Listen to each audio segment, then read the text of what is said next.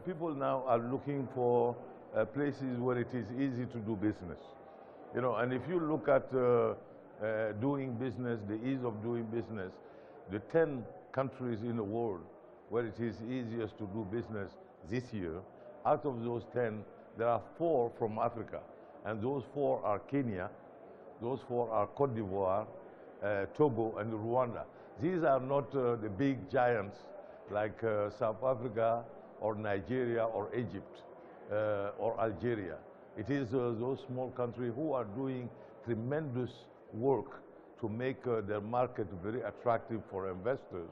You know, they have gone from an average of 53 days to establish a business down to an average of about 23 days, which is coming very quickly close to the 9-day average for very high income countries time to develop a business. So, you know, people are looking for ease of doing business. They are looking for a predictability of regulatory systems.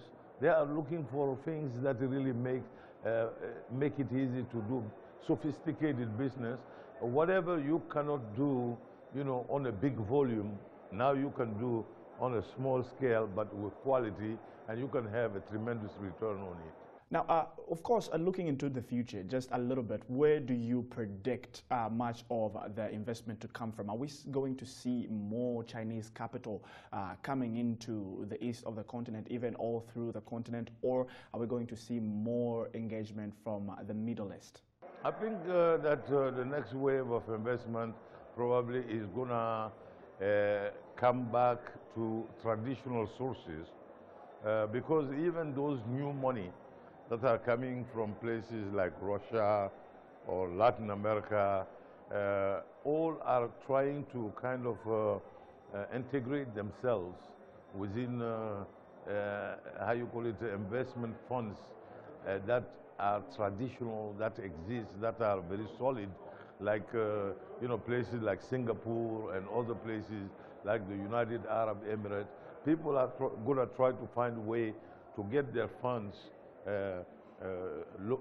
located or localized in those places, so as to give them a lot of legitimacy and credibility, so that they can really get, you know, to benefit from the legacy of those traditional sources of funding. This is where I see, you know, a lot of FDI actually coming through. They might be coming from different sources, but before they get onto the ground to get invested, they would like to kind of have the mantle of one of those traditional investment sources. Now, during your panel, you mentioned something really interesting about how the businesses and governments need to work closely together to create a much more enabling environment. Now, to more African heads of states out there, what do you think should be the main focus or the message that you want to extend to them to actually make this happen? Yeah, well, I just need to send all the African government to 2 examples. That I have readily at hand. One myself, I was the president of Microsoft, which is the private sector, and I was based in Johannesburg. Every year, at the time, the president of South Africa, which was Thabo Mbeki, used to organize a retreat between the government and the captains of industry, so that through that dialogue, the captains of industry will let the government know, you know, what are the things that they need for business to grow even much faster, and you know, the regulatory framework, the infrastructure that are needed. We will discuss all of that, and then you know, we will do that on a yearly basis. That has a tremendous impact in really the two seeing each other as a complementary, as partners, instead of seeing one another with a lot of suspicions. The second thing that I will send people to is to look a little bit toward the example of Egypt. In Egypt today, you know, to try to kind of circumnavigate bureaucracy, they have found a way that is very clever. If a paper should follow a certain trail, administrative trail, so that leading to the establishment or the ease of doing business. They have put at every level a certain duration. You know, for example, if in this office the document gets there and no answer is obtained within, let's say, 48 hours, automatically it is considered that there was no objection, so that it is approved.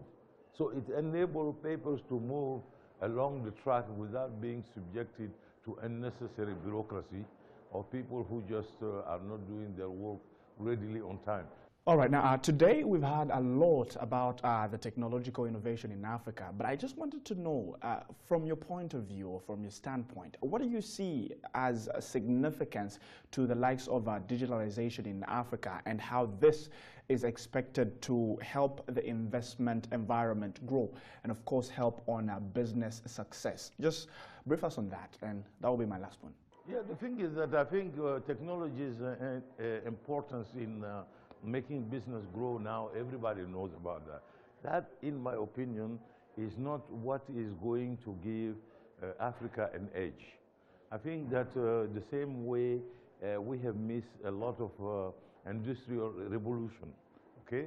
There is a new revolution that is happening now in the areas of technology, communication technology and so forth, and that revolution is called the artificial intelligence.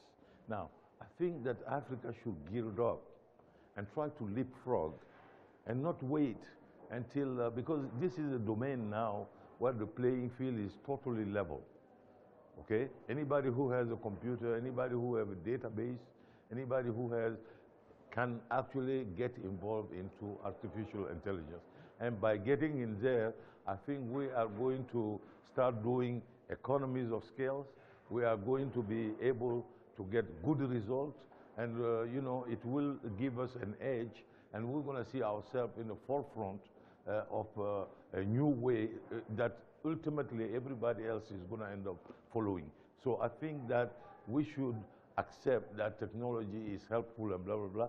That has been done for the last 30 years. There is no discussion about that. Now, what is the next step in that direction of technology, in the use of technology? It is the use of artificial intelligence, because the computing speed has increased so many fold that now we can put into place machines that can actually work so fast and can compare so many billions of cases and be able to give us with a very, very accurate prediction what is going to be the outcome of such and such thing. So if we can work on that field and put that into our fingertip, then we will be able to have the best investment ourselves in our country and find the best way to go for our own development and the fastest way to be able to do it.